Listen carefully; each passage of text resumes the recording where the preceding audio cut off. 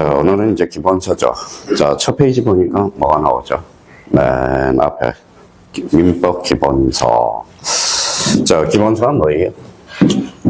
기본서가. 자, 기본서가 뭐예요? 요 기본이죠. 기본이 되는 책이 기본서라는 겁니다. 기본서 몇 회 동반하면 돼요? 3회독 정도는 해야 돼. 최소한 3회독. 3회독. 자, 그러면 이제 제가 중소기업 법령에 대해서 강의를 하고 있거든요. 저기 강남에서 중소기업, 뭐 경영지도사라고. 그러면 우리가 사업을 할 때 결론적으로 몇 년은 버텨야 돼? 3년. 3년은 버텨야 돼. 그래서 거기는 3년이 많아. 3년이. 모든 게 3년. 3년의 유효기간을 두고. 그리고 우리가 잘못을 했을 때 무슨 아웃이라고 그러죠? 삼진 아웃 제도라고 그러죠.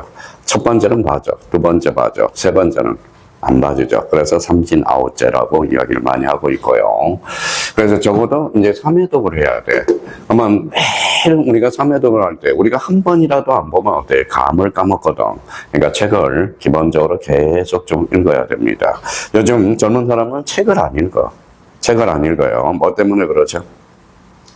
핸드폰 때문에 그렇죠. 요즘 수업이 뭐에 30분으로 자꾸 맞춰져. 왜 그럴까요? 집중력이 떨어지기 때문에. 그래서 우리 뉴스는 몇 분이에요? 뉴스. 자, 우리가 이제 KBS 뉴스 그러면 시간이 몇 분? 30분. 그래서 자, 그러면 30분이면 내용은 뭐예요? 한 26분이 돼. 시작할 때 뭐예요?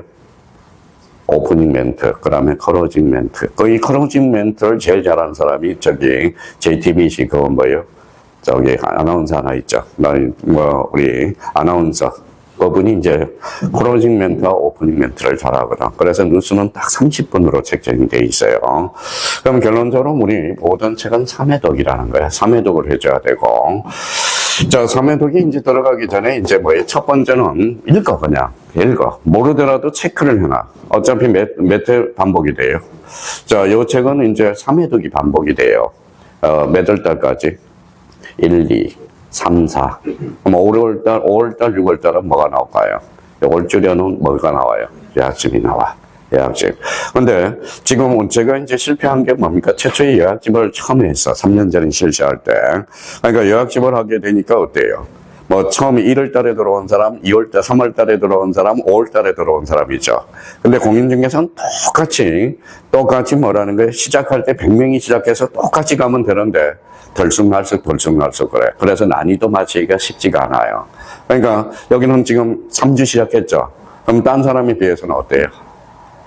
완전 뭐예요? 할아버지야, 할아버지. 시작이 빨랐으니까. 근데 1월 달에 또 이제 처음 오신 분, 12월 달에 처음 오신 분들은 뭐예요? 항상 떨어져 있거든. 그러니까 그게 차이라는 거예요. 지금부터 시작하면 누구나 다 합격을 할 수 있어. 합격할 수 있어요. 그러면 기본서를 3회 해줄 때 제일 하는 거는 뭐예요? 뭐라고 써놨죠? 목차. 목차를 한번 펼쳐봐요. 자, 목차라는 게 나와 있어요. 컨텐츠라고 나와 있을 거예요. 영어로. 자, 목차.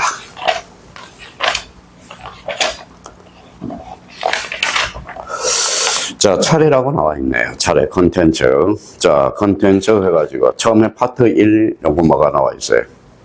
민법 총칙. 그렇죠. 민법 총칙. 그러니까 일단은 크게 이거부터 외우는 습관을 들으라고. 민법 총칙, 그렇죠. 자, 총칙. 그래서 제가 어제도 이제 강의를 하는데 너무 수강생들이 뭐예요? 책을 안 읽으니까 책 읽어주는 민법 교수 이렇게 이제 책을 혼자서 못 읽더라고 사람들이. 그러면 거기에 차례해서 민법 총칙, 그러면 총칙 동그라미 쳐놓고 총칙은 뭐예요? 공통점이야. 그러니까 뭐의 공통점이냐?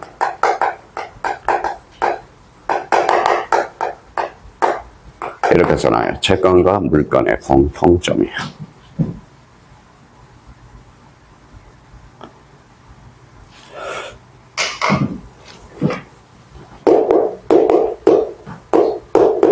그러면 이 파트 뭐가 나오죠? 물건법 찾아봐요. 물건법. 그렇죠? 물건법은 그러면 이렇게 해서 뭐예요? 자, 14문제라고 딱 써놔요. 민법 정책은 다시 들어와서 10문제. 10문제. 자, 크게 먼저 보라고. 그러면 뒷장 넘겨서 뭐예요? 계약법이 있어요. 계약법. 근데 계약법은 채권법의 일부분입니다. 그러면 계약법은 뭐예요? 그러면 채권법이라면 상당히 힘들어. 근데 이제 채권법 중에 무슨 법만? 계약법만. 계약법만. 이거는 이렇게 써놔요. 10문제. 10문제. 자, 파트 4가 있어요.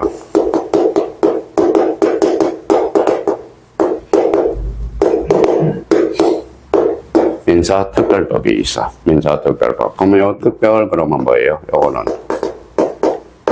A라고 씁니다. 자, 민법의 A적인 법률이에요. 누굴 보호하기 위해서? 약자를 보호하기 위해서.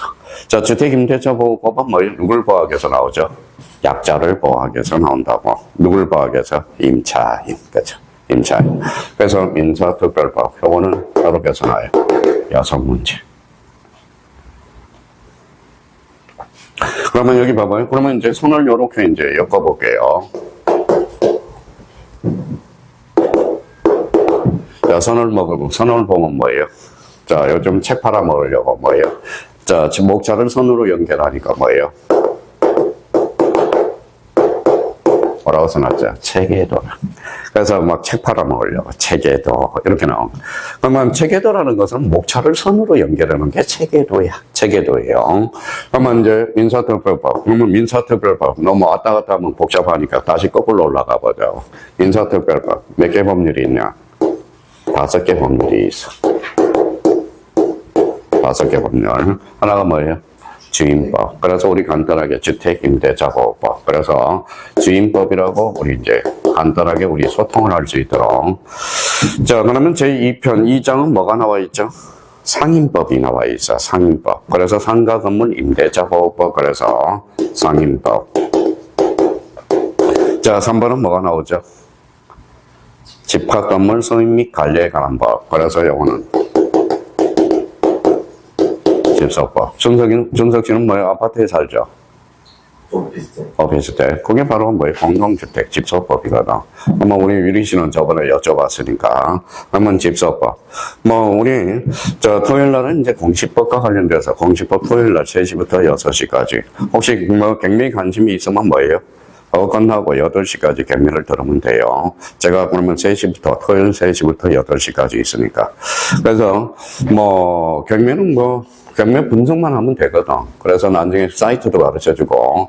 그러니까 1년 동안 공부하면서 경매 물건도 한번 잡아보자고. 경매 물건도. 그러니까 의학이 있으면 우리 돈은 한 25만 원인 거 알고 있어요. 저는 돈 되게 싫어해.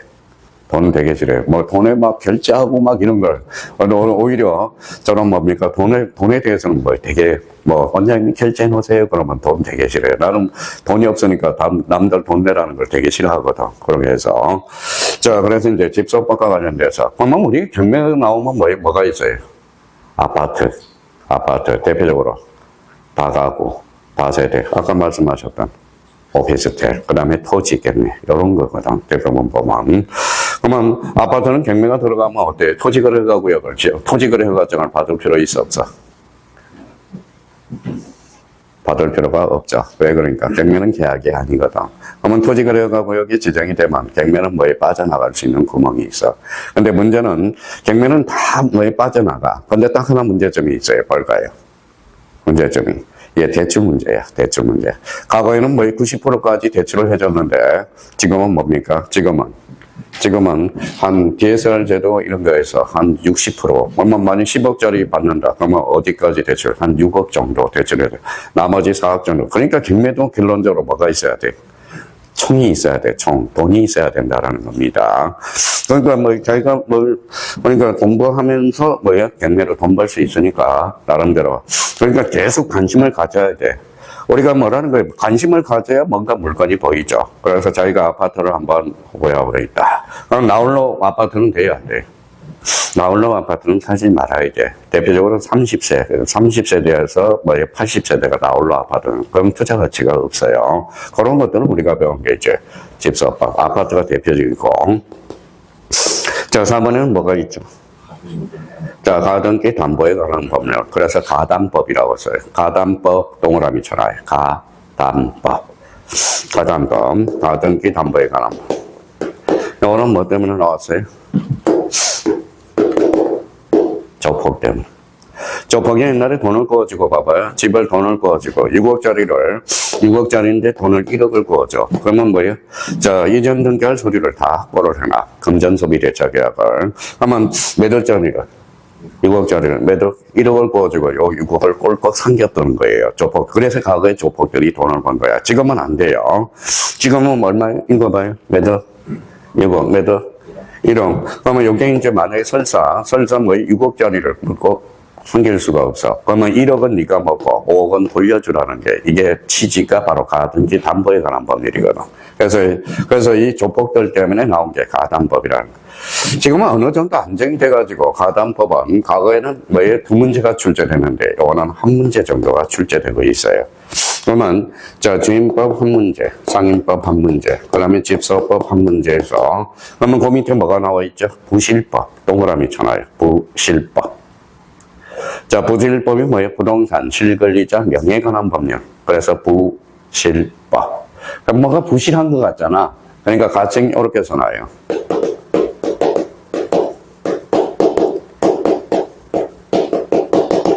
명의신탁이라고 써놔라. 명의신탁. 자, 명의신탁이 이제 한 문제에서 두 문제 정도가 출제되고요. 그래서 통상 이제 뭐예요? 요거에서 가등가다 상임법, 주임법이 한 문제에서 두 문제 출제되는 거야. 기본적으로 아마 하나 해서 여기 하나 해서 다섯 문제에서 요 둘 중에 이제 한 문제가 더 출제돼서 몇 문제? 6문제. 그러면 민사특별법 그러면 이렇게 해서 선을 또 연결해 주는 게 체계도라는 거야. 체계도. 그러면 여기 봐봐요. 그러면 민사특별법은 미리 할 필요가 없어. 어차피 읽어봐요. 그러니까 암기를 해야 되거든. 민사특별. 이거는 암기를 잘하는 사람이 잘 문제를 풀어나갈 수가 있어요. 그래서 요 정도 우리가 잡고. 자, 이제 계약법으로 왔어요. 계약법은 어떻게 나와 있어요? 계약법 총론하고 총론줄 전화요. 계약법 강론으로 나눠지거든.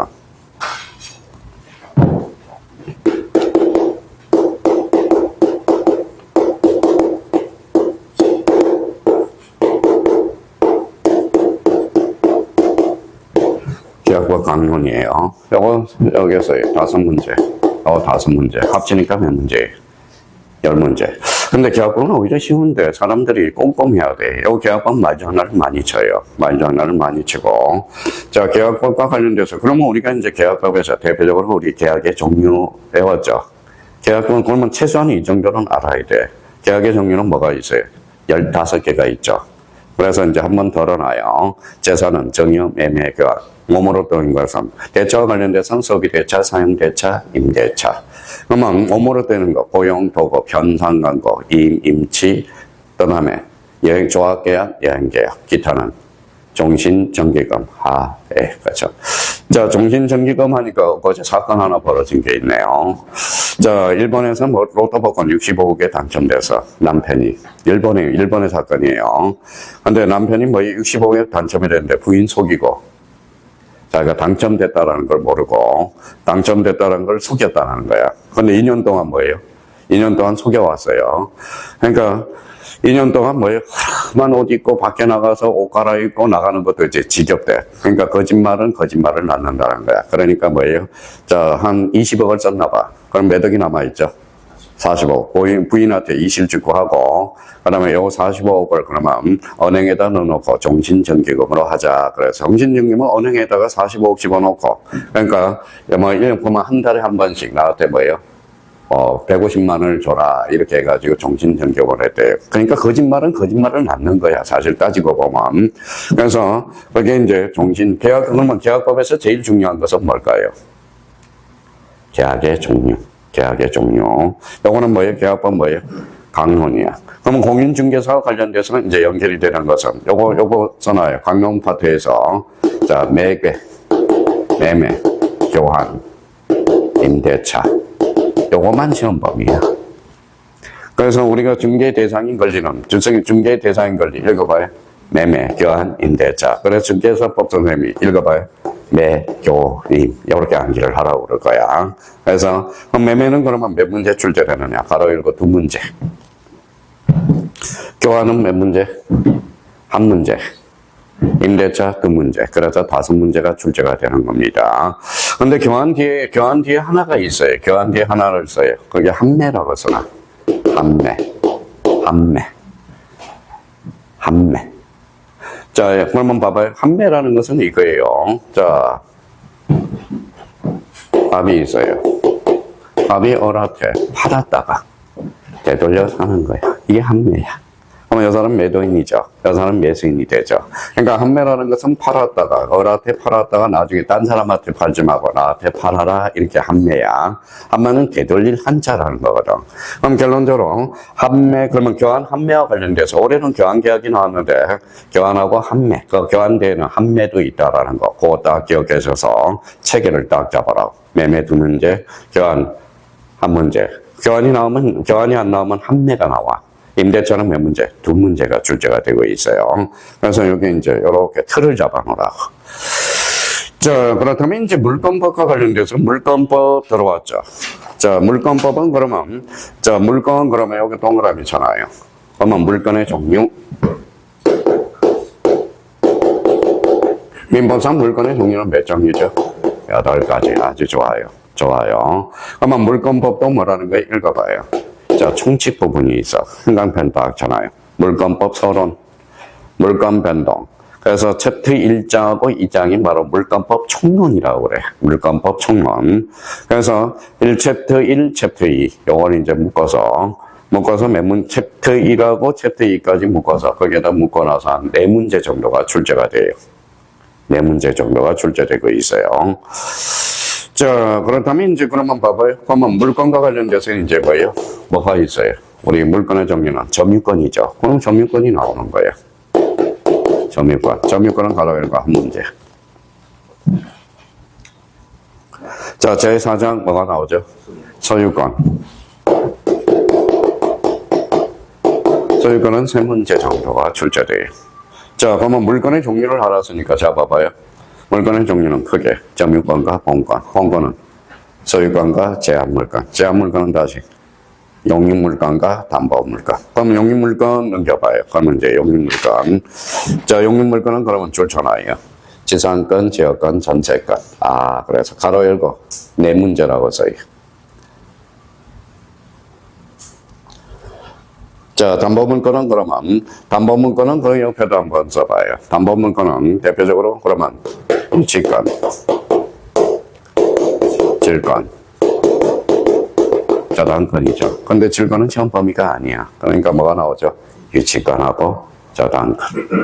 그러면 저당권 뒤에 특수저당이 하나 나와. 그래서 가로 열고 건저당이라고 하나 써놔요. 건저당. 그래서 그러면 담보물권은 최소 몇 문제 나오느냐? 3문제. 유치권 한 문제, 저당권 한 문제, 건저당권 한 문제 이렇게 나옵니다. 그러면 여기 봐봐요. 자, 그러면 여기 이제 무슨 법이 있죠?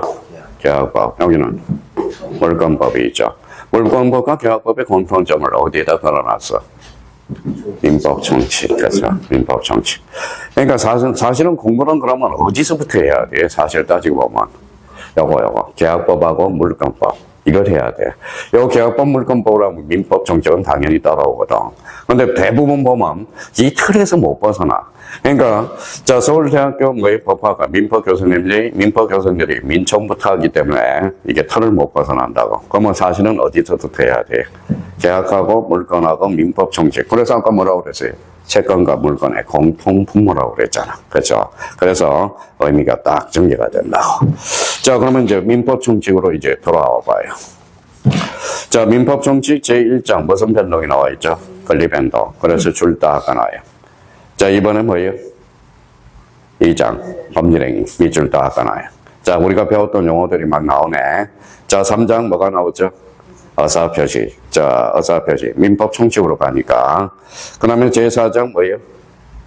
법률행위 대리. 그 다음에 거기 5장. 법률행위 무효와 취소. 6장은 법률행위 부관. 그럼 법률행위 부관과 관련돼서 가로 열고 한 문제. 무효 취소 가로열고 한 문제.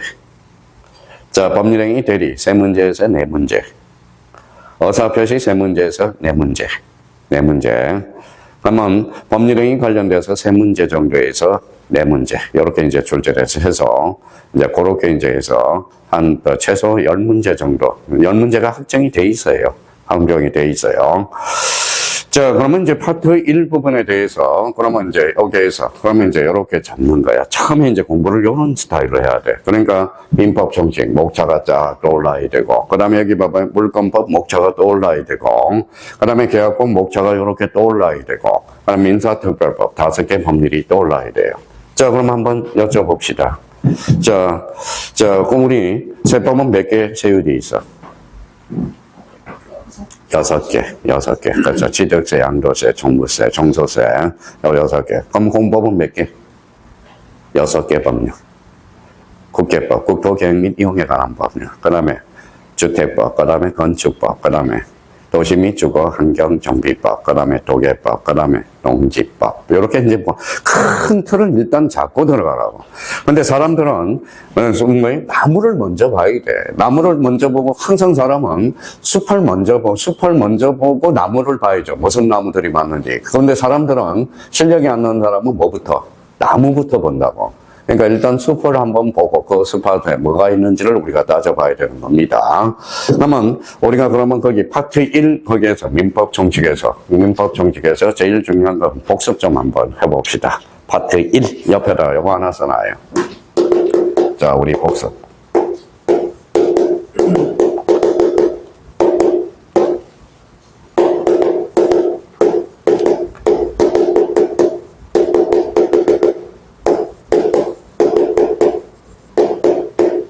자, 요 4개가 이제 딱 떠올라야죠. 한번 써봐요, 자기가 이제.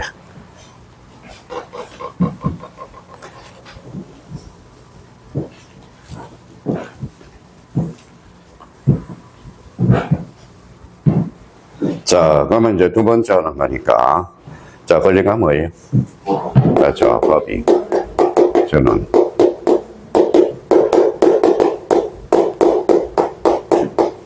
그렇죠. 자, 그러면 여기에서 힘이라는 것은 파워죠. 그래서 뭘로 연결돼요? 물건, 이익은, 재가, 그렇죠. 법이 주는 거예요. 그렇죠, 법이. 그러면 요 권리를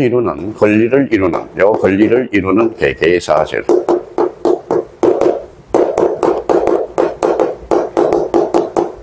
자, 개개의, 그 권리를 이루는 개개의 사실. 이걸 뭐라고 그래? 권능이라고 그래. 그러면 여기에서 이제 이제 요거는 쓸 필요가 없죠. 소유권은 물건이죠. 물건이면서 뭐예요?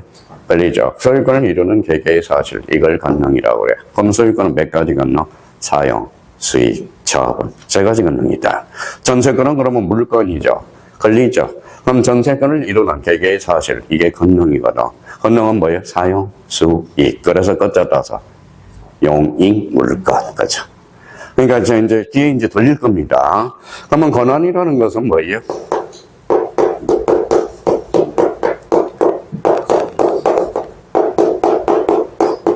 자격, 그렇죠. 지 또는 자격. 이걸 뭐라고 그래요? 바로 권한이 돼. 법이 주는 거야. 그래서 대표적으로 우리 민법에서 대리와 관련돼서 그럼 대리권은 뭐가 돼요? 권한이 돼. 그러면 대리권은 권리이다. 이러면 틀려요. 권한이 된다. 자, 권한이라는 것은 어떠한 행위를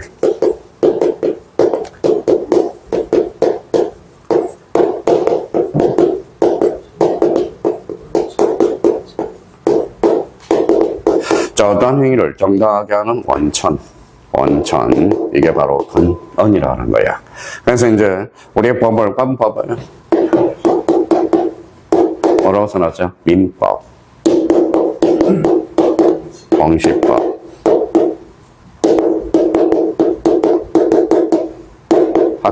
학개론은 뭐예요? 개법. 학개론이라는 것은 다 종합적인 거여서 개법이야. 그 다음에 이제 학개론은 끝이 안 보여. 그러니까 개론이니까. 기본적으로 그래서 개론이니까 뭐라는 거예요? 뭐 이론들이 많죠. 그래서 학개론은 끝이 안 보여. 민법은 처음에는 입문하기는 힘들지만 끝이 보여요. 근데 학개론과 관련돼서는 그러면 통상 개법이야. 그 다음에 이제 봐봐요.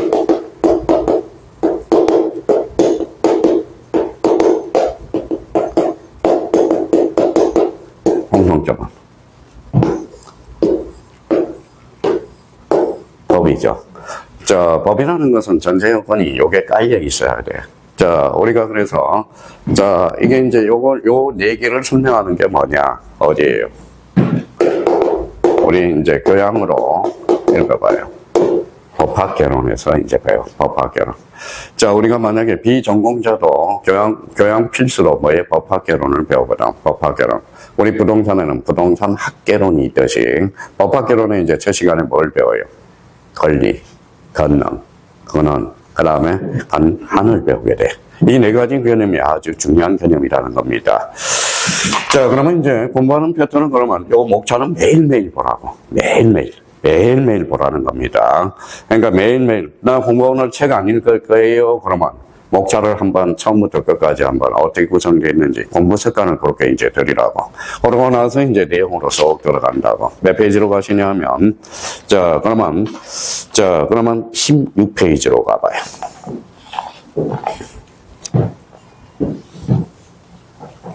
자, 16페이지 폈어요. 자, 제목이 뭐예요? 권리, 변동. 그렇죠. 자, 그러면 여기 봐봐요. 아까 권리로 출발했죠.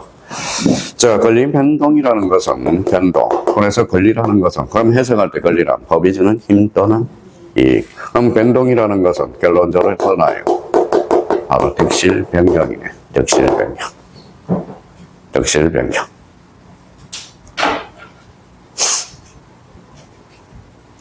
그러면 득실 변경은 두 자로 하면 뭘까요? 읽어봐요. 변동이요.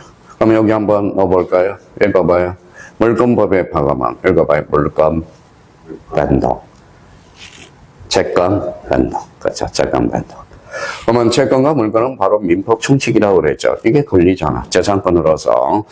그럼 변동이라는 것은 등기 변동. 그러면 물권도 변동할 수 있고 채권도 변동할 수 있거든. 이게 바로 무슨 변경이다? 득실 변경이야.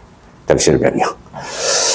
자, 민법은 그러면, 그러면 득실 변경이다. 권리 변동이다. 그러면 이제 민법이라는 이제 기초 규칙을 좀 따져야죠. 민법, 그렇죠. 법이죠.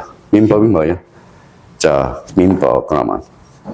자, 그러면 지금 백성이 없잖아. 그러면 일반인이죠. 사인간을 규율하는 법. 규율하는 법. 이렇게 되는 거죠. 한번 읽어봐요. 공통점은. 사법이죠. 사법. 그렇죠. 사법. 자, 그러면 우리 2차 과목은 뭐 공법이 많죠. 왜? 국가가 주도하니까. 그렇죠. 그래서 사법이다. 그러면 일반이니까 일반법이 되겠네. 그래서 일반법. 그러면 이제 한번 책을 읽을 때 봐봐요. 민법은 사인 사이의 권리 의무 관계 밑줄을 딱 깔아요. 자, 일반적으로 적용되는 일반사법 줄잖아요. 그래서 일반사법, 즉 일반법이라고 그래. 그래서 실질적 의미의 민법이라는 거. 자, 그러면 이제 법규범, 그래서 법줄 정하고. 2번에 뭐가 나오죠? 사법. 3번에는 일반법. 그래서 이제 또 큰 세부적인 틀이 있어요. 그래서 민법은 사법이면서 일반법이라는 거야. 그러면 거기 가로 4번에 한번 봐봐요. 무슨 법? 실체법. 요거는 별표 하나 놓고, 자, 실체법과 관련돼서 이제 잡아보자고.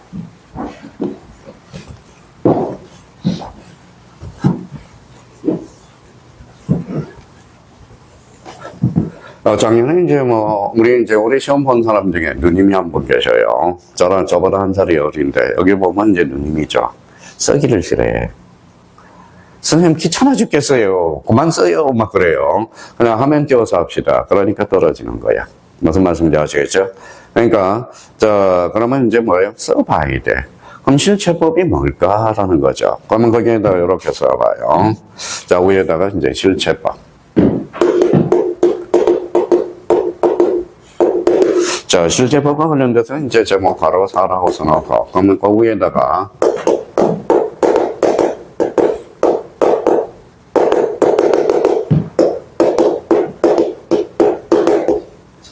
자, 실체하고 절차법의 관계를 봅시다. 관계를.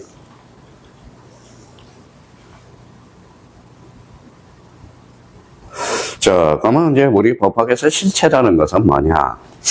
실체 동그라미잖아요. 뭐라고 써놨죠? 내용.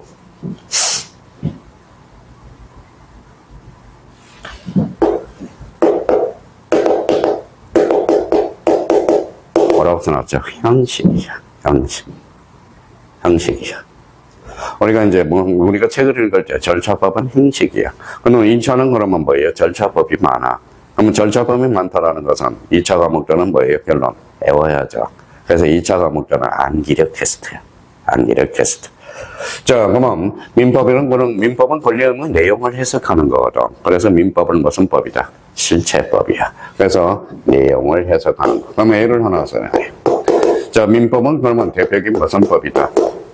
실체법이라고 그래. 자, 그러면 여기에 대해서 2차 과목에서 특히 우리 토요일 날 했던 이제 3주차 term은 이제 좀 일정을 좀 잡아요. 토요일 날도 수업 빠지지 말고 이제 일정을 잡아서 1년간 커리큘럼을 자기가 책정을 해놓으라고. 책정. 그러면 부동산 등기법은 무슨 법이? 절차법이네. 그러면 민법과 등기법은 무슨 관계? 요거는 실체 관계. 요거는 절차 관계야. 절차 관계.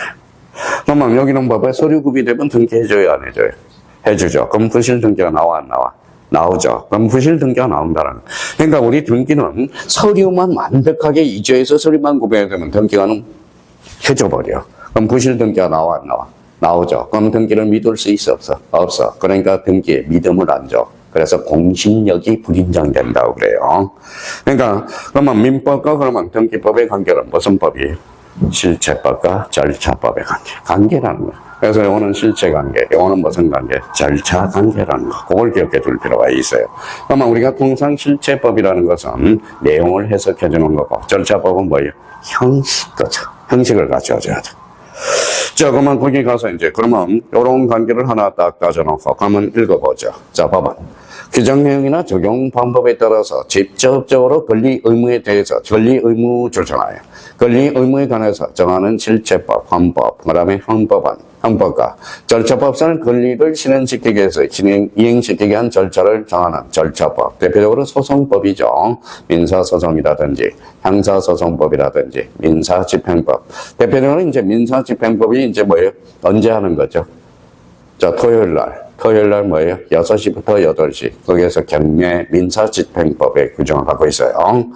자, 민법은 직접적으로 사법상 권리 및 내용과 발생 변경, 거기에다 줄잖아요. 발생 변경 소멸. 이게 뭐예요? 우리가 내자로 보시면 아까 뭐예요? 득실 변경. 그러면 소멸을 법률 관계를 규율하는 바로 실체법이라는 거야. 실체법. 그래서 민법은 그러면 사법이며 권리 의무의 내용을 발생 변경 소멸의 법률 관계를 규율하는 실체법이다. 그러면 이제 딴 데는 시험에 이렇게 많이 나왔죠. 다음 중 민법의 성격을 잘못 규정하고 있는 것을 보라. 민법은 사법이면서 일반법이면서 절차법이다. OX 절차법이 아니라 실체법이야. 앞으로 이제 실체 그러면 내용이라고 해석을 하라고. 하면 절차 그러면 형식이라는 거야. 그래서 이제 거기 뭐 요거는 쓸 필요가 없어요.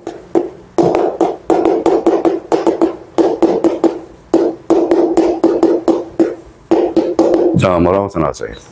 자유민주복지국가. 이게 뭐예요? 헌법의 대전제 요건이야. 헌법의 대전제 요건. 여기 읽어봐요.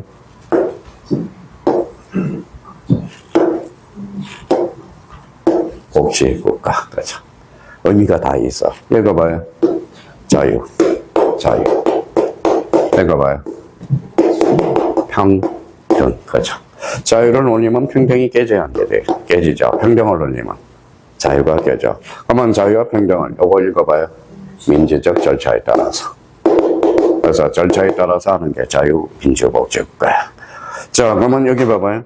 그러면 자유민주복지국가 헌법이 이제 그러면 자유와 복지, 자유와 평등을 민주적 절차에 따라서 왜요? 바로 규정하겠다라는 거다. 누구의 의무예요? 대통령의 의무야. 나는 대한민국 대통령으로서 헌법전에 대놓고 자유민주복지국가의 이념에 따라서 나는 자유와 평등을 민주적 절차에 따라서 나는 하겠다. 이런 뜻이야. 그런데 이제 지금 뭐예요? 그러면 지금 뭐예요? 요거는 이제 헌법을 개정하면 여기에서 뭐가 빠질 가능성이 커요? 아니야. 자유, 전체주의로 가버려. 그래서 헌법을 개정하면, 이번에 헌법 개정 뭐예요? 하면 민주복지국가에서 자유를 뺄 가능성이 커. 니는 잔소리 하지 말고 주는 대로 받아 처먹어라. 이런 소리예요. 그래서 이제 헌법이 개정되면 대통령 연임제, 단임 중임제 이게 중요한 게 아니라 이 헌법의 대전제 요건이 바뀔 가능성이 커. 무슨 복지국가? 민주복지국가. 이걸 우려하고 있는 겁니다. 무슨 말씀인지 아시겠죠? 자, 모든 것은 그러면 좋아야 좋아. 좋아라는 거예요. 그러면 여기에 대해서 그러면 우리가 실체법과 절차법, 요 의미를 우리가 보고, 그러면 민법의 재연재 요건은